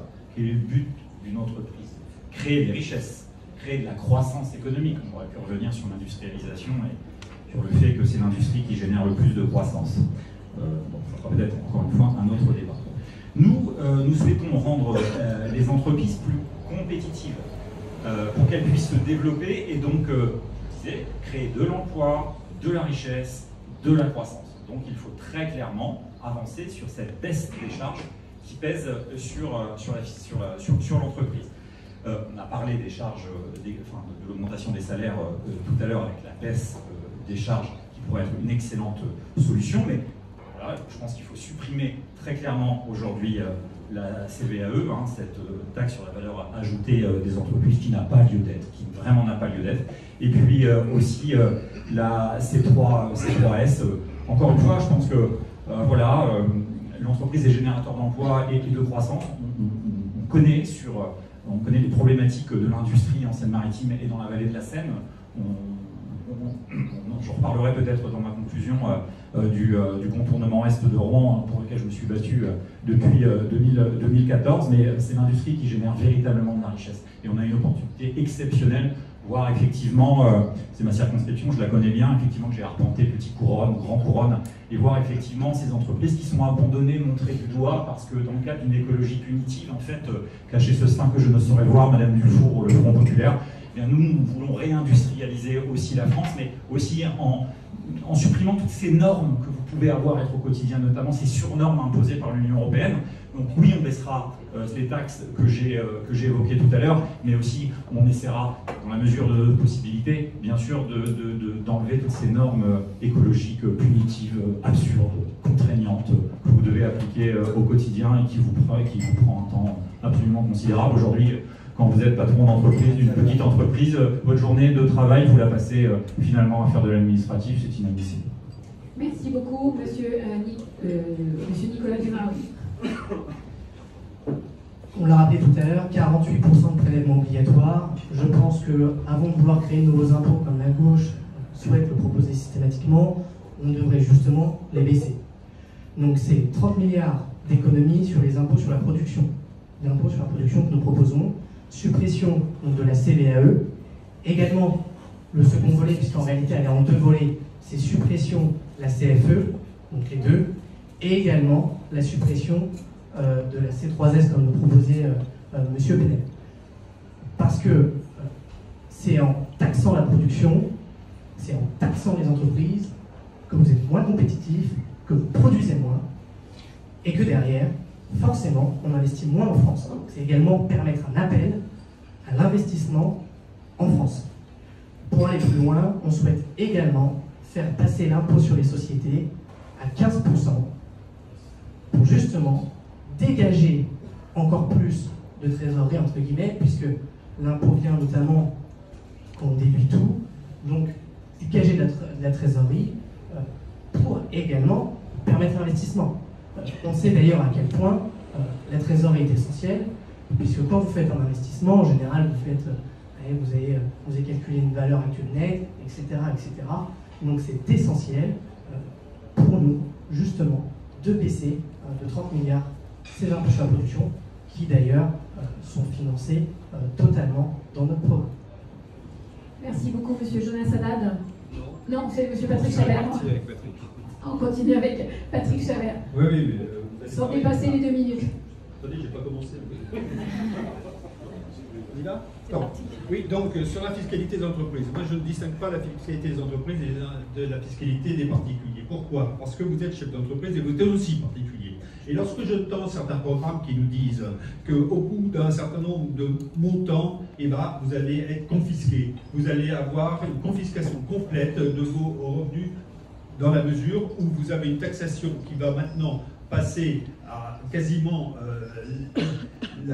l'impossibilité, plus de 70% de taxes, et moi je dis que c'est scandaleux. C'est scandaleux, ça a été retoqué par le Conseil constitutionnel du temps d'une autre présidence de la République, mais je crains que si certains arrivent au pouvoir, le Conseil constitutionnel peut avoir changé de couleur politique. En outre, vous allez avoir aussi une captation en matière d'héritage, puisque vous avez vu que le programme du Fonds populaire, n'est-ce pas, M. Mézé, indique qu'à partir d'un certain montant d'héritage, vous n'avez plus le droit de donner ça à vos enfants. Excusez-moi, c'est de l'expropriation de votre travail, de votre vente, de votre entreprise, et dans ces conditions, je combats fortement cela. En ce qui concerne la CVAE, on n'avait pas indiqué, Madame Vidal, qu'elle devait être supprimée en 2024 ? Je crois que vous aviez pris des engagements, enfin pas vous, mais votre gouvernement avait pris des engagements pour qu'elle se supprime en 2024, on est en 2024, elle n'est pas supprimée. Alors, de quoi s'agit-il? Est-ce que c'est en 2025, 2026, 2027, un jour peut-être? Non, là, c'est pas sérieux. Lorsqu'on prend des engagements politiques, il faut les tenir. Et moi, je dis qu'il y a un certain nombre de gens qui arrivent cachés. Oui, il faut les tenir, mais je le maintiens, dans la mesure où, regardez, Monsieur Nézé, il n'est pas candidat. Je pensais qu'on aurait peut-être la candidate de la première circonscription. Non, elle n'est jamais là. Il y a M. Meyer-Rossignol qui prend sa place. C'est pas très sympa pour les féministes. Enfin bon, oui, c'est un M. autre Chabert, problème. on va rester sur la thématique. Dans la On va rester dans la thématique et moi je remercie chaleureusement M. Adrien Nézet d'être présent parce que c'est important qu'on ait une représentation de l'ensemble. Il y aurait eu plus de femmes, ça aurait été mieux. Je remercie M. Nézet de sa présence et M. Javert, je vous demande de vous en tenir aux thématiques, s'il vous plaît. Peut-être que c'est un autre sujet, l'égalité. Oui, l'égalité est un autre sujet. Madame Vidal, 2 minutes sur la thématique de la fiscalité. Merci. Et bien sûr, cette ligne, c'est comme pour les précédentes, ma ligne est claire. Pas de hausse d'impôts, une règle d'or sur la hausse des impôts. Pas de promesse impossible non plus financée par des recettes imaginaires, comme c'est le cas dans le programme de l'extrême droite et dans celui de l'extrême gauche. Concernant les impôts sur les sociétés, nous avons déjà réduit les impôts sur les entreprises de 30 milliards. Et je précise que nous avons également réduit les impôts sur les ménages de la même somme. En ce qui concerne l'impôt sur les sociétés, nous nous étions engagés à le baisser de 33 à 25%. C'est chose faite. Et nous sommes, et les effets positifs de cette baisse se font déjà voir. Et nous sommes dans cette même dynamique. Nous portons aussi la suppression progressive de la CVAE parce que c'est un pilier de notre politique fiscale. Sur la stabilité fiscale, c'est également un élément clé de notre programme et pour cela nous nous engageons à ne pas introduire de nouvelles taxes ni à augmenter les taux existants parce que bien sûr cette stabilité-là, c'est celle qui vous permettra de vous projeter sur l'avenir et de poursuivre vos engagements de développement et d'innovation. Nous en avons vraiment besoin. Et puis enfin, pour soutenir la décarbonisation des entreprises qui pèsent, eh bien, nous mettrons en place des incitations fiscales spécifiques, comme par exemple des crédits d'impôt pour des investissements dans les techniques vertes et les infrastructures durables. Et puis, nous nous engagerons également à continuer ce que nous avons déjà commencé, à savoir la simplification de la fiscalité des entreprises afin de réduire vos coûts administratifs. Il me reste encore quelques secondes. Donc nous, c'est clair, on a une politique fiscale qui vise à créer un environnement stable et prévisible. C'est ce que tous les acteurs des entreprises que j'ai entendus depuis 7 ans nous demandent. Merci beaucoup, Mme Vidal. Juste un rappel des règles qui ont été appliquées en toute égalité de traitement pour l'ensemble des blocs. Nous avons sollicité l'ensemble des partis politiques qui présentent des candidats sur les 7 circonscriptions que couvre le MEDEF Rouen Métropole Normandie, puisque nous allons de Rouen à Dieppe en passant par Cagny-Berville. Et chacun des blocs a proposé un représentant qui n'était pas nécessairement un candidat.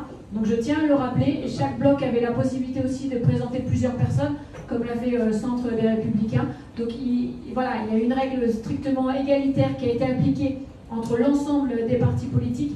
Et au nom du MEDEF Rouen Métropole Normandie, je tiens à remercier M. Nézet, parce que M. Maillard-Rossignol avait une contrainte et il était important que chacun des blocs soit représenté. Ça me paraissait nécessaire de rappeler cette règle, puisque nous avons tenté d'assurer une stricte égalité de traitement entre l'ensemble des blocs. Donc il y a des candidats dans la salle, comme je l'ai rappelé, mais nous ne pouvions pas entendre l'ensemble des candidats sur les 7 circonscriptions. À titre d'exemple, sur la première circonscription, celle de Rouen-Mont-Saint-Aignan-des-Villes, il y a 10 candidats. Donc multiplier 9 candidats, multipliés par les 7 circonscriptions, il était important d'avoir un représentant par bloc. L'heure est à la conclusion, désormais, puisque nous avons tenu le timing. Vous aurez une minute chacune et chacun, pour nous présenter vos 3 premières mesures concrètes pour nous, chefs d'entreprise. Madame Annie Vidal. Merci beaucoup. Alors, 3 mesures concrètes, je les ai évoquées rapidement tout à l'heure.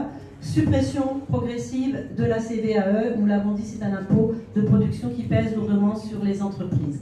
Deuxième proposition, stabilisation et simplification de la fiscalité. Donc pas d'augmentation de taxes, pas d'augmentation des taux existants. Et troisième mesure, incitation fiscale pour la transition écologique, c'est indispensable. Je vais profiter de cette conclusion pour vous préciser que toutes les mesures que j'ai présentées durant cet échange, eh bien, somme toute, elles sont issues, elles sont contenues dans la déclinaison de la politique générale de notre Premier ministre, qui a été nommé il y a 5 mois. Et donc, toutes ces déclinaisons ont commencé à se mettre en œuvre et nous souhaitons bien évidemment les poursuivre. Et enfin, je me permettrai d'appeler à la raison, et je sais pouvoir compter sur cette raison du secteur des entreprises au égard aux enjeux et aux risques qui sont devant nous, un risque d'appauvrissement de notre pays, un risque de perte d'emploi et de chute d'entreprise, et un risque de chaos si les extrêmes de droite ou de gauche, enfin l'extrême droite ou l'extrême gauche prenaient le pouvoir dans notre pays. Merci Madame Vidal. J'ai changé de feuille, donc j'ai plus l'ordre, mais vous l'avez sans doute mieux que moi. Monsieur Adrien Nézé. Oui, merci beaucoup. De manière très concrète, d'abord l'ouverture dans les 15 jours d'une grande conférence sociale sur les salaires, l'emploi et la qualification, avec l'objectif de redonner de la discussion et de l'espace de dialogue aux corps intermédiaires, notamment les PME, les TPE qui ont besoin d'être écoutés, et on redonnera ce cadre. Deuxième point, la mise en place très rapide d'un programme de relance keynésienne dans un contexte de basse conjoncture. Ça veut dire tout simplement qu'on fait appel à l'effet multiplicateur et on stimule par l'investissement public la croissance et le remplissage des carnets de commandes. Et puis enfin, de manière plus prospective, mais la mise en place d'un jour d'une grande loi éducation qui vise à redonner des moyens à l'éducation nationale pour la formation des jeunes et plus largement des futurs collaborateurs. Merci beaucoup.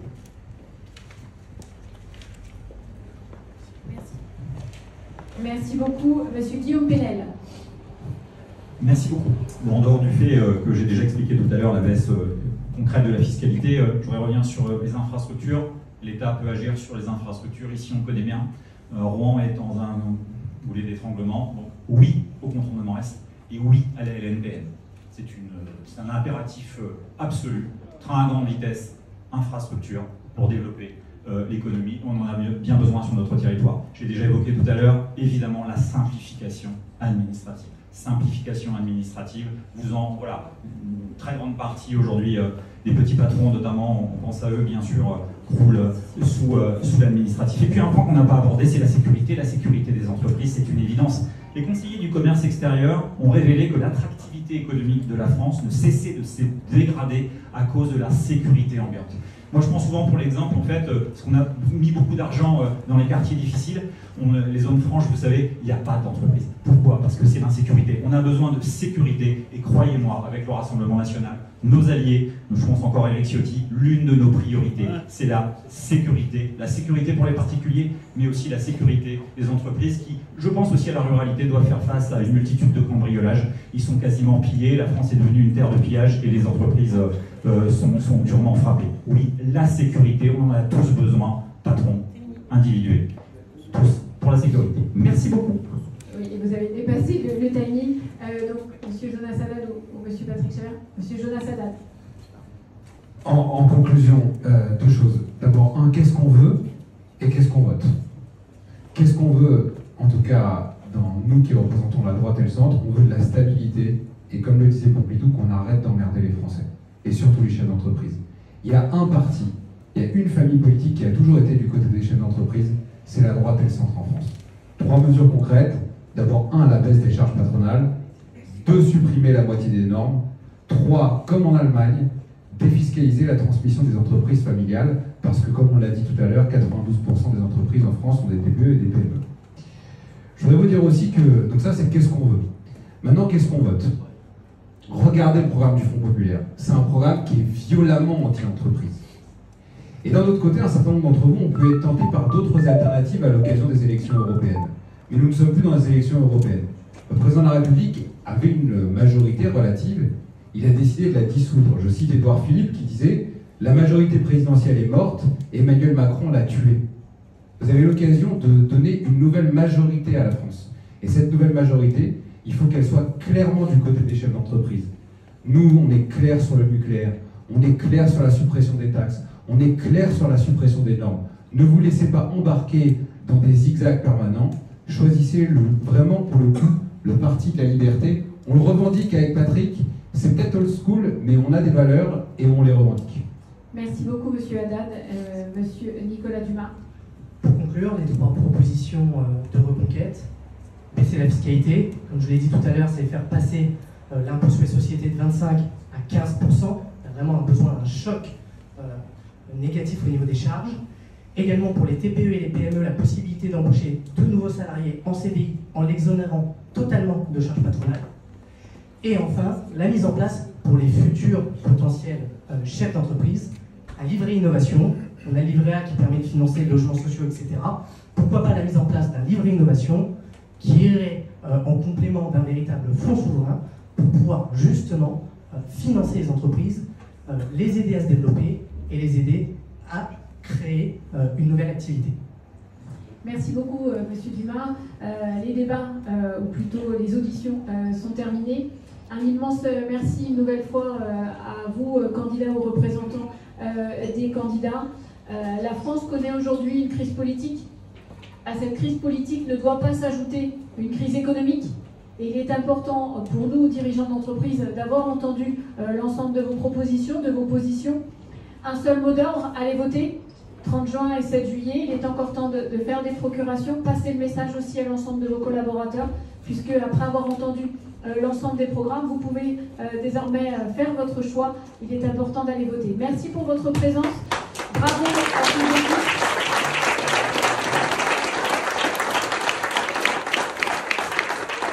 Je sais que vous êtes frustrés parce que vous souhaitiez poser des questions. L'exercice était borné, c'est-à-dire qu'il n'y avait que des auditions, mais je vous invite de façon très informelle, si vous le souhaitez et si les candidats sont disponibles, à pouvoir échanger quelques instants avec eux dans les minutes qui suivront. Bonne journée à toutes et tous. N'oubliez pas d'aller voter dimanche, pensez-y.